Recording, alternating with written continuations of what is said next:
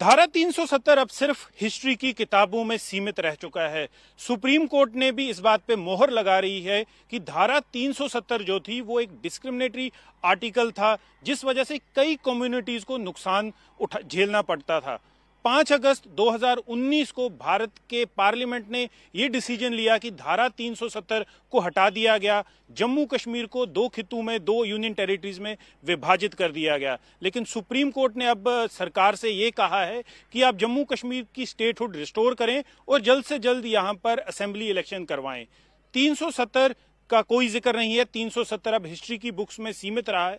कश्मीरी पंडित community की अगर बात करें, सबसे ज्यादा दुख झेलने वाली ये वो कम्युनिटी है जिसके लगभग 4 लाख के करीब लोगों को अपने घरों को छोड़ने पे मजबूर किया गया और जम्मू में, अपने ही देश में शरणार्थियों की तरह रहना पड़ा।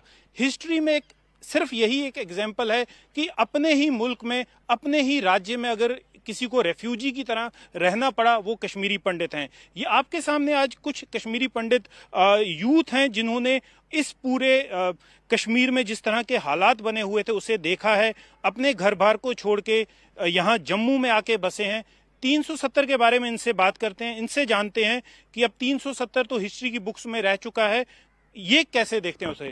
सर, 370 डन एंड डस्टेड कैसे देखते हैं आप? बीइंग के कश्मीरी पंडित हम बोलेंगे कि जो 370 ये अब हिस्ट्री बन गया था।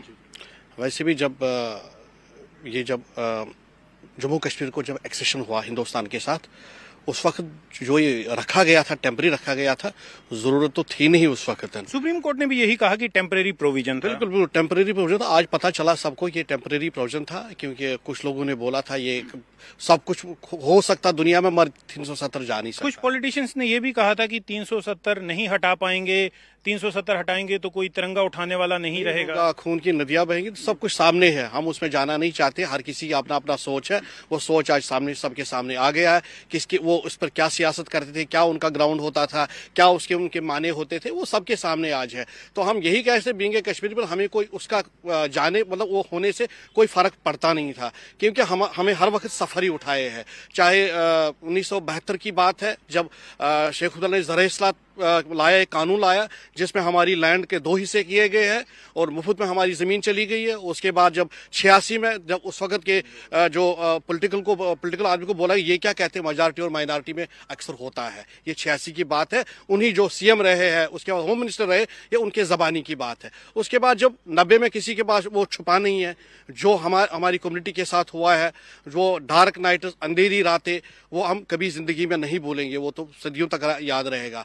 उस वक्त ये काम नहीं आया तो हमारे को इस पे कोई फर्क नहीं पड़ता था। हाँ, अब पूरी उम्मीद है कि इससे जो एक कश्मीरी पंडित है, गवर्नमेंट ऑफ इंडिया का एक फर्ज भी है, जो आज 34 साल से दर दर की जो ठोकरें खा रहा है और कभी यहाँ तो कभी वहाँ है, उसमें हम अब उम्मीद रखते हैं कि हमारे लिए एक नए सवेरे का आगाज होगा। सर, 86 की बात हुई, 86 की, मंदिर तोड़े गए, कश्मीरी पंडितों को टारगेट किया गया।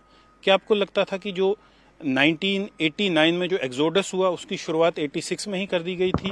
देखिए, 86 जो ये सारा शुरुआत हुई वो तो अनंतनाग डिस्ट्रिक्ट से हो गई, जिसको मैं भी बिलोंग करता हूँ, और उन्होंने वहाँ से शुरुआत की। तो 86 से ही ये हमारे देखने को मिल रहा था कि भाई ऐसे हालात पैदा होने वाले हैं कि इस कम्युनिटी को तो यहाँ से भागना ही पड़ेगा या इनको निकाला जाएगा, और वो 89-90 में प्रूव हुआ।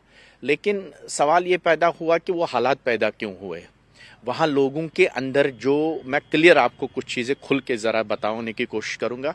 देखिए, कश्मीर में मेजॉरिटी कम्युनिटी को पॉलिटिकल के लोग जो उस टाइम से अभी तक भी चलते आ रहे, उन्होंने कभी उनको सच्चाई नहीं बताई कि देश हमारा है, जो कुछ मिलना है हिंदुस्तान से मिलना, और आप किसी चीज़ को सोचने की कोशिश ना करें। आजकल तो उन कंट्री से लोग भाग के आते हैं कि हम शरण ले ले अपने इंडिया में, क्योंकि यहाँ डेमोक्रेसी है, यहाँ एक रिलीजियस की कदर करती है, यहाँ केवल सनातन धर्म को आगे नहीं बढ़ाने की कोशिश हो रही है। जो भी कोई रिलीजियस, हम सबकी रेस्पेक्ट करते हैं। तो कश्मीर के लोगों के अंदर जो ये जहर की भावनाएं बनाई गई, दी गई, उस टाइम की सरकारें को इसका हिसाब किताब देना चाहिए और आज से भी हमें उनको लेना चाहिए। और उसके बाद पाकिस्तान ने एक रोल जो किया कि उन्होंने यहाँ से लोगों को लिया, वहाँ पे टेररिज्म में उनको ट्रेन करवाया, फिर अंदर आए, और उनके लिए जो सॉफ्ट टारगेट उस टाइम भी था वो इंडिया था। क्योंकि सर, एक बात की जा रही है कि 370 से कश्मीरी पंडितों ने बहुत सफर किया, कहां पर देखते हैं आप उसे? देखिए, मैं आपको बताऊं तो 370 एक स्लोगन था। मैं तो पर्सनली इस बात से बहुत कम सहमत हूं कि इसके कुछ फायदे या नुकसान तो हम खैर आने वाले समय में देखेंगे, क्योंकि अभी जो 370 को आपने हटाया, बीजेपी का एक स्टैंड था कि 370 की वजह से डेवलपमेंट नहीं हो रही थी। मैं सर बताऊं, देखिए अभी कंपैरिजन करना मुझे लग रहा है ये टाइम ठीक नहीं है कंपैरिजन करने के लिए, क्योंकि जो गया तो उससे मिला कुछ भी नहीं है। मैं अपनी कम्युनिटी की बात नहीं कर रहा हूं, मैं अपने मुसलमान भाइयों से बहनों से बातें करता हूं, उनको भी इसका कोई फायदा नहीं था। लेकिन ये एक स्लोगन, इसको इतना हाइप दी गई थी पॉलिटिकली अपने पार्टी को आगे लेने के लिए इसको हाइप दी गई थी। अब इसका कंपैरिजन बनाना है कि वहां पे डेवलपमेंट नहीं थी, वहां पे जॉब्स नहीं थे, वहां इकोनॉमिकली हमें भागना पड़ता था, यहाँ के कुछ एवेन्यूज नहीं थे। अगर धारा 370 हटी, उससे केवल हालात आपको अब ठीक नहीं करने हैं कंपैरिजन बनाने के लिए, वो तो हो रहा है। अब इसको कंपैरिजन में आपने क्या करना है, जो चीजें जेएंडके में नहीं थी, जेएंडके लोग बाहर क्यों भागते हैं? कश्मीरी पंडित जब निकल के आया, सब लोग जम्मू पहले आए, लेकिन जम्मू से भी हमें पलायन करना पड़ा दिल्ली, अमेरिका या अलग अलग देश के या विदेश के कोनों में। उसका रीजन था कि जम्मू में भी इस किस्म के कुछ एवेन्यूज नहीं थे जहां हम कर लेते। आज भी हमारे बच्चे इंजीनियरिंग करके आते हैं, फिर से उनको दिल्ली, महाराष्ट्र भागना पड़ता है। ये चीजें अगर हम यहाँ क्रिएट करें, अब आपके पास भारतीय जनता पार्टी के पास, नरेंद्र मोदी जी के पास, जिसको एक बहुमत भी है, लोगों का सपोर्ट भी है और कॉन्फिडेंस भी है और एक विल पावर वाले लीडर है। अब आपके पास आने वाले 5 साल के बाद ये एक्सक्यूज नहीं होना चाहिए कि कश्मीर एज इट इज है।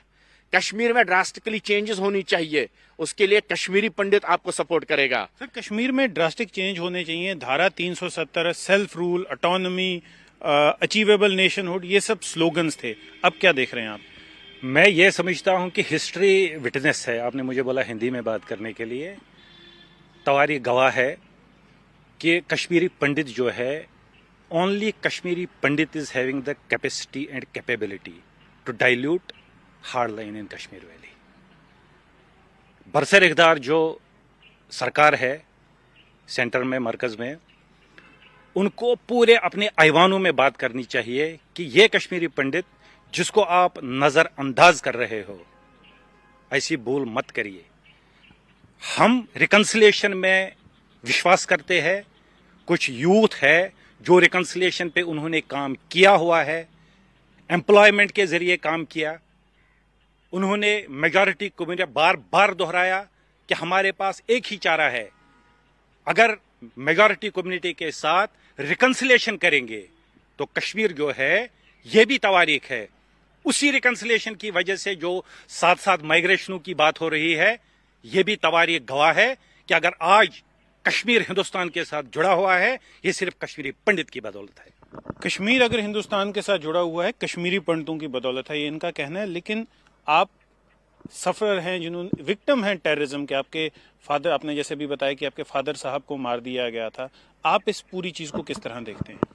सर, इन्होंने जो बात की है वो सही है, क्योंकि जो नेशनलिस्ट हिंदू कश्मीर में रह रहा था, उसकी वजह से कश्मीर इंडिया के साथ इंटीग्रेटेड था। भले ही 370 था उस टाइम, बट जैसे ही कश्मीरी पंडित बाहर निकला तो इतना टेररिज्म का हैवक वहाँ पे हो गया, क्योंकि वहाँ पे उनकी जो पॉलिसी है वो 1000 साल से चल रही है कि कैलिफेट करना है। तो Kashmir is one of that territory जिसको बहुत मुश्किल से वो कॉन्कर कर पाए 1000 साल में, कोई ज़्यादा कॉन्कर नहीं कर पाए। कश्मीरी पंडित एक नेशनलिस्ट फ्लैग लेके वहाँ पे खड़ा होता था। हमारे यहाँ रहने से कश्मीरी पंडित, सिख, वो जो नेशनलिस्ट फ्लैग उठाते थे, उससे वो इंटीग्रेशन होता था इंडिया का, वहाँ पे लगता था। तो उस हिसाब से तो वो सही बात कर रहे हैं कि हम नेशनलिस्ट हिंदू वहाँ पे थे, तो इसीलिए कश्मीर का वजूद था, मतलब इंडिया के साथ जुड़ा हुआ था। 370 सर एक स्लोगन था उनके लिए ये एक पॉलिटिकल एक पॉन था जो वो घुमाते थे अपने बेनिफिट्स के लिए। कुछ फैमिली जो पॉलिटिकल फैमिलीज थी, उनने सिर्फ अपने बेनिफिट्स के लिए और लोगों को वहाँ बेवकूफ़ बनाया। जो मेजॉरिटी है उनको भी सबको बेवकूफ़ ही बनाया वहाँ पे, जबकि वैसा था नहीं। आज सुप्रीम कोर्ट में जैसे मैंने बताया कि सॉवरेनिटी थी नहीं कभी, जैसे ही उन्हें वो ये मिलाप हुआ इंडिया और कश्मीर का, तो वो ख़त्म हो गया उधर ही। हमारे कॉन्स्टिट्यूशन ने सुपरसीड किया उनके कॉन्स्टिट्यूशन। अलग फ्लैग था ही नहीं कभी, कोई वजूद नहीं। आज वो पूरा क्लियर हो गया है। तो वो हिसाब से मेरे को लगता है कि आज की गवर्नमेंट को, जैसे इन्होंने राम साहब ने भी कहा कि मेजॉरिटी है, पावर है, स्ट्रेंथ है, विल पावर है। आज के यूथ को, जो कश्मीर बहुत, J&K बहुत ही एक छोटा टेरिटरी है, तो वहां पे पॉपुलेशन बहुत कम है as compare to any other state if you see. हमारे यूथ को क्यों बाहर जाना चाहिए? यहाँ पे इंस्टीट्यूट्स बनने चाहिए, प्राइवेट इंस्टीट्यूट्स। मैं गवर्नमेंट की बात नहीं कर रहा हूँ, गवर्नमेंट अपना काम करते रहेगी। प्राइवेट इन्वेस्टमेंट्स, इंडस्ट्रीज आनी चाहिए, हमारे यूथ यहीं पे काम करना चाहिए। क्यों दिल्ली जाएंगे? आईटी इंडस्ट्रीज नहीं यहाँ पे सेटअप हो सकती है? Climatically we are at a far better position as compare to most of the states. आप चेन्नई में जाइए या यहाँ जाइए, तो यहाँ पे ज्यादा वो चीज है, और रिसोर्सफुल है, और इंटेलेक्ट है ज्यादा। एक Kashmiri community, I am not talking about Hindu, I am talking about everybody, intellect में भी सुपीरियर माने जाते हैं हम लोग, तो वो भी हमारे पास ज्यादा है। तो यहाँ पे आप डेवलपमेंट कीजिए, यूथ को यही जॉब दीजिए, हमको बाहर नहीं जाना। इंस्टीट्यूट्स, एजुकेशन इंस्टीट्यूट्स क्रिएट कीजिए जहाँ पे 12वीं के बाद यूथ यहीं पढ़े, इंजीनियरिंग कॉलेज अच्छे आए, सब आए। तो वैसे अभी उसके लिए कोई एक्सक्यूज नहीं होना चाहिए अब, क्योंकि अब सब खुला मैदान है। लगभग 6000 के करीब कश्मीरी पंडित हैं जो प्राइम मिनिस्टर रिहेबिलिटेशन पैकेज में कश्मीर घाटी के अलग अलग इलाकों में काम कर रहे हैं। उनकी लाइफ कैसी है? क्योंकि आए दिन हमने देखा जब कभी टेरर अटैक होता है तो वो सारे यहाँ आ जाते हैं।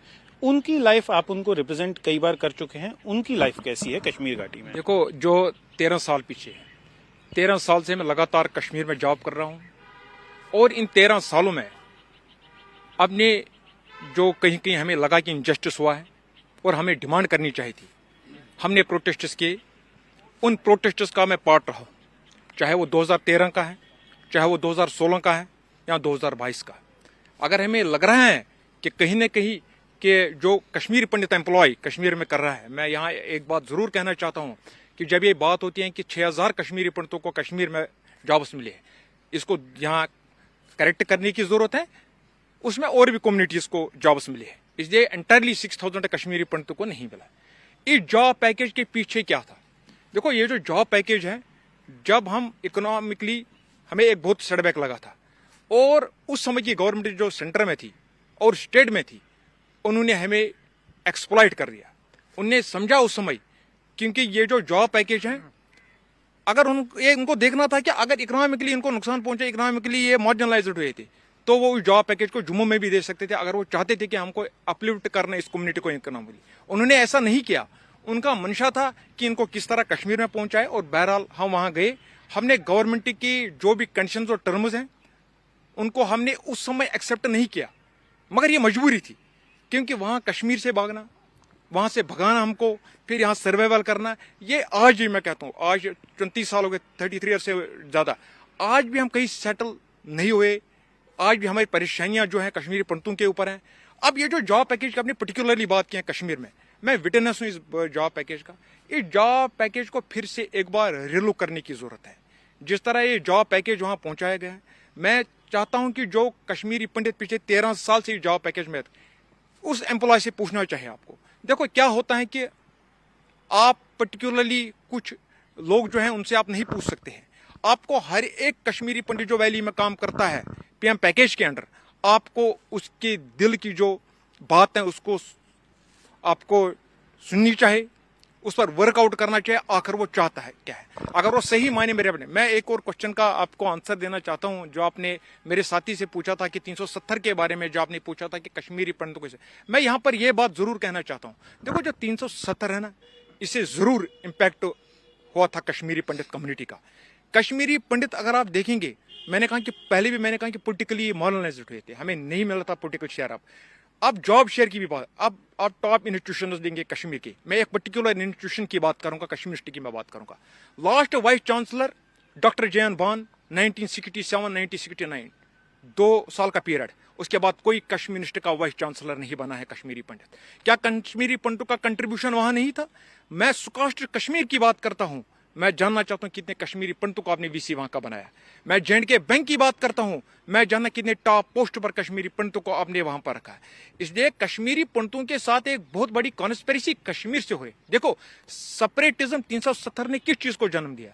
इसने सेपरेटिज्म को जन्म दिया, इसने फंडामेंटलिज्म को जन्म दिया। और उसका शिकार जो डायरेक्टली उसका इम्पैक्ट जो हुआ वो कश्मीरी पंडित उसकी जद में है। सर बहुत वैलिड पॉइंट इन्होंने उठाया है कि कश्मीरी पंडित्स को कोई रिप्रेजेंटेशन नहीं दी गई। कश्मीरी यूनिवर्सिटी के वाइस चांसलर कश्मीरी पंडित लास्ट 60s में थे, स्कॉस्ट के नहीं हैं, कई इंपॉर्टेंट पोजीशंस पे वहां पर कश्मीरी पंडित, आई डोंट रिमेंबर कोई सिक्किम की मैं बात कर रहा हूँ, सिक्किम की मैं बात कर रहा हूँ, कितने प्रिंसिपल आपने कश्मीरी पंडित को बनाया, इसका क्या मतलब है कश्मीरी पंडित। आप मैं एक और बात यहाँ पर देखना चाहता हूँ, बड़ा इंपॉर्टेंट है मुझे। देखो मैं कश्मीर को बड़ी माइन्यूटली देखता हूँ चीजों को। कश्मीर यूनिवर्सिटी के 4 गेट्स हैं बड़े इंपॉर्टेंट। आप जरा देखिए उन 4 गेट्स के नाम कितने के ऊपर है। क्या कश्मीरी पंडित कोई इंटेलेक्चुअल नहीं है? क्या कश्मीरी कोई सूफी सेंट नहीं है? कश्मीरी पंडित आपने बिल्कुल ही उनको दरकिनार। 370 को ध्वस्त करना कश्मीरी पंडित के लिए एक बहुत ही बड़ा इंपॉर्टेंट डिसीजन है, historical decision taken by the government of India. और ये जो कश्मीरी पंडित के साथ हो रही थी, मुझे लगता है कि उसमें अब बड़ी ड्रास्टिक जो चेंज है वो आएगी। अब देखिए जिस तरह सरकार ने, अब रिसेंटली मैं जाता हूं कि सरकार ने जो किलिंग्स हुई हैं, कुछ केसेस रिओपन किए हैं। देखो कश्मीरी पंडितों को मारना ये मामूली बात थोड़ी है। जस्टिस आज तक जो है वो नहीं मिला है, लेकिन मुझे लगता है जस्टिस मिलेगा। क्यों? उसका एक बड़ी बात थी, जहां एक साथी ने मेरी 1986 की बात की है। 1986 में जब जो भी कम्युनल टेंशन साउथ कश्मीर में हुआ, उस समय कश्मीरी पंडित जम्मू भाग कर आए।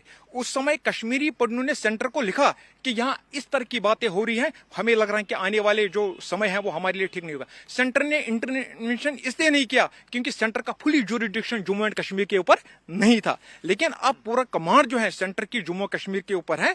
बहुत चीजें जो है वो ठीक हुई है। हमें उम्मीद है, वी आर ऑप्टिमिस्टिक कि जो मोदी लेड गवर्नमेंट है जो सेंटर में है, बहुत सी चीजें चेंज हो जाएंगी। कश्मीरी पंडितों को जो न्याय है, ये न्याय सिर्फ 35 साल से नहीं है, ये 47 के बाद जो भी कश्मीर पंडितों के साथ इनजस्टिस हुआ है, वो इनजस्टिस जो है वो खत्म होगा। लैंड टू टिलर एक्ट, जहां मेरे साथी ने एक और बात की है, उसमें मेजर पोर्शन जो लैंड जो है ना वो कश्मीरी पंडितों से छीना गया है। उनको कभी पूछा आपने कश्मीरी पंडितों जो भी मेजर डिसीजन, कश्मीर की मैं बात करता हूं, मैं जम्मू की बात नहीं करता हूं, कश्मीर में जब भी कोई मेजर डिसीजन होता था, आपने कभी कश्मीरी पंडितों को कॉन्फिडेंस में नहीं लिया। मैं ये बात यहां जरूर कहना चाहता हूं कि जम्मू के लोगों का काफी थैंकफुल है कि जब हम जम्मू में आए, अगर हमने अपने टैलेंट है वो हमने यहां दिखाया।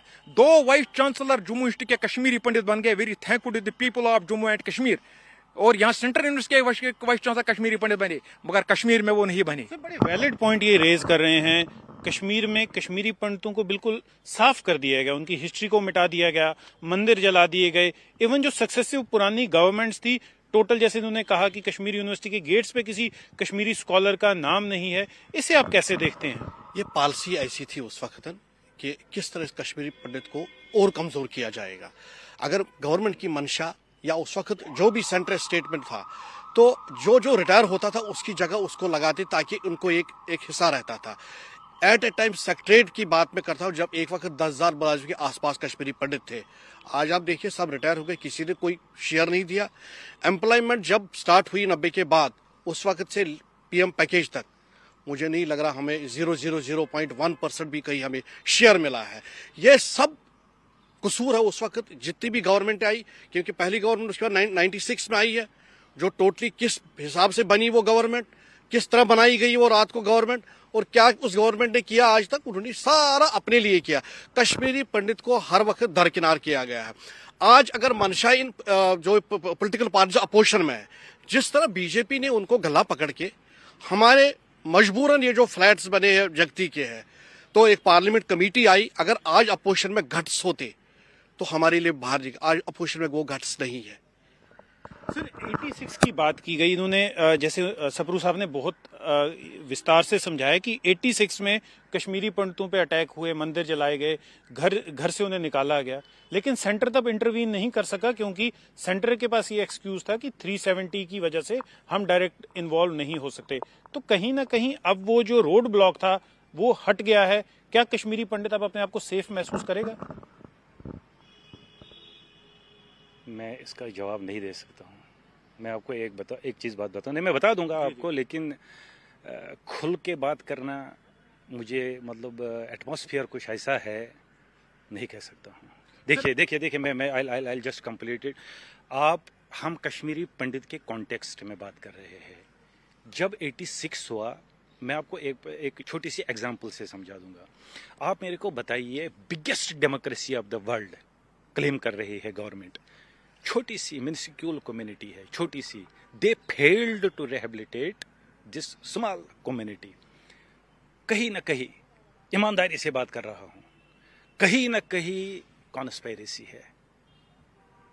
ये जो स्टेबिलिटी जम्मू कश्मीर को की हटाना, पाकिस्तान कह रहा है गिलगित बल्तिस्तान पाकिस्तान ऑक्यूपाइड कश्मीर वो शहरग है हमारी.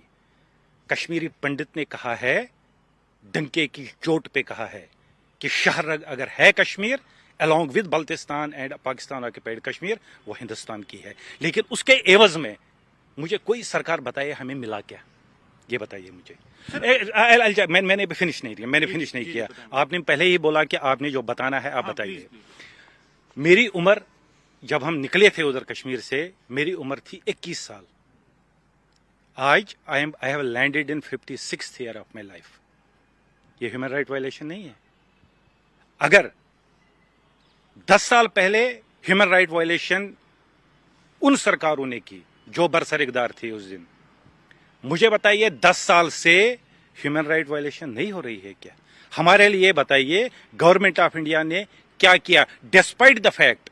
ये मैं आपको आपके चैनल के माध्यम से कहना चाहता हूं, हिंदुस्तान को जो आज की डेट में प्रधानमंत्री मिला है, ये हमारी किस्मत से मिला है. हमारी किस्मत है, 1.5 करोड़ हिंदुस्तान वासियों की किस्मत है कि नरेंद्र मोदी साहब प्रधानमंत्री मिले हैं and he is taking India to heights. But question is what he did for Kashmiri Pandits. I'll finish sir. उनको जब प्रधानमंत्री साहब ने जब कुर्सी संभाली, मैं उनको याद दिलाना चाहता हूं, उनकी जो दस्तारबंदी की थी वो कश्मीरी पंडित ने फेरन पहना के और दस्तार लगा के, कश्मीरी पंडित का दस्तार पहन के किया था. और लास्ट बात से मैं खत्म करूंगा अपनी बात को. मैं अपनी जो त्रासदी है मेरी, जो 33 साल की त्रासदी है मेरी, इसको आप जो आपके पोलराइज करते हो इस सिचुएशन को मत करिए. मैंने इस पे एक किताब लिखी हुई है. मैं अपनी किताब को प्रमोट नहीं कर रहा हूं, मैं आपको बता रहा हूं. मैंने एक किताब लिखी है साइलेंट क्राइज. मैं हर कश्मीरी पंडित को इस्तिदा करूंगा कि मेहरबानी करके मेरी किताब पढ़िए, और सरकार को भी कहूंगा और आपको भी कहूंगा कि वो किताब पढ़िए और आप देखिए कि हमारे साथ क्या हुआ है. अदरवाइज जो मनफी असरात कश्मीरी पंडितों पे हुए हैं इन 33 सालों में, वो कंटिन्यू रहेंगे. इससे बगैर भी आप कितने आर्टिकल 370 हटाओ, जब तक लर्निंग सेंटर्स कश्मीर में ठीक नहीं होंगे तब तक आर्टिकल 370 जो है वो किताबों से हटेगा, वहां से दिलों से 370 हटाने की जरूरत है. सर आपसे एक ब्रीफ में जानना चाहूंगा, वे फॉरवर्ड क्या है? हाँ, मैं अक्सर वे फॉरवर्ड की बात करता हूँ. कई लोगों को मेरी बात से कंट्रोवर्सी लगती है या उनको सेटिस्फेक्शन नहीं होती है. मैं भी रात के अंधेरे में निकाला हूँ. मेरे ब्रदर को भी ले गए, मेरे फादर को भी ले गए, हमारे साथ भी बड़ी त्रासदी हुई. लेकिन मैं जब भी आज की डेट में, अब 2023 में बात करते हैं, मैं ऑलवेज वे फॉरवर्ड की बात करता हूँ. वे फॉरवर्ड की बात पे ही हमें, क्योंकि जो अभी हमें बाकी साथियों ने गिनवाए हमारे साथ क्या क्या अत्याचार हुए, अगर ये सब अत्याचार नहीं होते तो फिर हम अपनी धरती पे होते. तो ओबियसली जब आपको अपनी धरती से खदेड़ा गया तो आप क्या एक्सपेक्ट करेंगे कि वहां हमारे फोटो लगेंगे, हमें वहां वाइस चांसलर बाकी चीजें बनाएंगे. That is not possible. Way forward में हमें 2-3 चीजों का ख्याल रखना पड़ेगा. एक बात कि कश्मीर की मेजॉरिटी कम्युनिटी को कॉन्फिडेंस में लेना बहुत जरूरी है, क्योंकि आपको उनके साथ उठना बैठना रहना, आप इस बात से हट नहीं सकते. दूसरी बात, जो भारत सरकार की जिम्मेदारी है कश्मीर के लिए और कश्मीरी पंडितों को वापस बसाने के लिए, उसमें कश्मीरी पंडित ने, देखिए जब आप धरती पे वापस जाएंगे ना, मुझे बहुत लोग कहते हैं भाई वहां है ये, मैंने अभी आपको यही कहा कि I am the important component of PM package, जो आज की डेट में कश्मीर में सर्व कर रहे हैं ये रुबन जी, मेरे साथी और बाकी. I had been a very important component in Not only important, you are pivotal. That time of government. I had a series of discussion with Bharat Sarkar. और मैंने उस टाइम क्या किया, मुझे भी पता कई सारी कमियां तब भी थी जो हम एक्सेप्ट नहीं कर सकते थे. मुझे पता हमें एक्सप्लॉइट किया गया, मुझे पता हमारी मजबूरियों का फायदा उठाने के लिए हमें भेजा गया. लेकिन जो कश्मीर जाएगा ना, दिल से कश्मीर को चाहेगा. अगर उसको लोग एक्सप्लॉइट भी करेंगे, he is ready to exploit me, because by larger interest उसको मिल रहा है कश्मीर की जमीन को वापस लेने के लिए. आज आप मेरे वेरीनाग में आइए, मैंने परसों जाके मुसलमानों के सपोर्ट से कम 60 कनाल जमीन को वापस लाया, मंदिर के अहाते को बंद करके दिया. उसमें मेरे लोकल लोगों का सपोर्ट मिला. तो when you are again going to live in Kashmir valley, you cannot run away from the majority community and the people who are at your nears and dears. और भारत सरकार की क्या जिम्मेदारी? भारत सरकार की जिम्मेदारी है कि पॉलिटिकली एम्पावर करिए, जो उन्होंने अभी किया। लेकिन पॉलिटिकल एम्पावरमेंट कभी भी पिक एंड चूज पॉलिसी से नहीं होती है। आपको जो मन होगा कल आप उसको उठा के लेंगे। अब हर कोई दावा करता है कश्मीरी पंडितों के ठेकेदार बने हैं। आज आप अमेरिका से लेके कश्मीर वैली तक बहेंगे, जिसको आप बोलेंगे वो कहेगा कश्मीरी पंडितों के लिए खून मैंने दिया। अगर कश्मीरी पंडितों के लिए खून दिया, मार्केट में आइए, आप सामने निकलिए, आप वोट के लिए मांगिए, कश्मीरी पंडित को वोट करने दे दीजिए। अगर आपने काम किया होगा आपको वो जिता के दे देंगे। तो मेरी गुजारिश रहेगी नरेंद्र मोदी जी से कि आपने बहुत बड़ा एहसान किया पॉलिटिकली हमें एम्पावर करके, ताकि हम भी लोअर और अपर हाउस में अपनी बात रखें। उसको डेमोक्रेटिक प्रोसेस में चेंज करने के लिए या आप 2 कॉन्स्टिट्यूएंसीज वहां पे रिजर्व कर लिए ताकि हर कोई फाइट करेगा इलेक्शन और कश्मीर की मेजॉरिटी कम्युनिटी भी वोट करेगा, या इंटरनली कम्युनिटी इलेक्शन हो। जैसे गुरुद्वारा प्रबंधक कमेटी की एक मान्यता होती है, जैसे अवकाफ बोर्ड की एक मान्यता होती है। पंडितों में ऐसा क्यों नहीं है? हमारे मंदिर भी हैं, हमारा अवकाफ बोर्ड ही बनाए, इवन रिलीजियस बनाए, लेकिन जो वहां से कश्मीरी पंडित से चुन के आएगा खाली वही हमारा रिप्रेजेंटेटिव है। बाकी हमारा कोई रिप्रेजेंटेटिव ना कभी एक्सेप्ट था और ना आगे रहेगा। मेजॉरिटी कम्युनिटी को कॉन्फिडेंस में लेना है और अगर कश्मीरी पंडितों को कश्मीर में सेटल करना है तो पॉलिटिकल एम्पावरमेंट होनी चाहिए। आप क्या कहेंगे? सर मैं दोनों पॉइंट्स पे एग्री करता हूँ, क्योंकि आपको रहना वहाँ पे है। व्हेन यू गो देयर, आप वहाँ पे जाएंगे, रहेंगे, तो उनके जो अभी तक जो लाइज फैलाए गए हैं उधर, वो बस्ट करना बहुत ज़रूरी है। उनको कॉन्फिडेंस में लाना है, मेन स्ट्रीम में लाना है, सबको मेन स्ट्रीम में लाना है।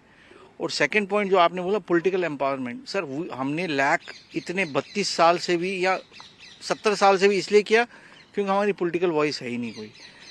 जो इन्होंने भी कहा अगर हमको 2 सीटें मिलने वाली है तो वो पैराशूट के जरिए नहीं होनी चाहिए, इलेक्शन होने चाहिए proper. We are educated community, we know where to vote, how to vote.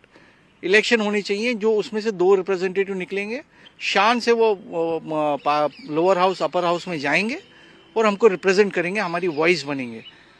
But ऐसा कोई मतलब गवर्नमेंट ही डिसाइड करे वैसा नहीं होना चाहिए। इलेक्शन होने चाहिए और हमको वहाँ पे लोगों के साथ रहना चाहिए।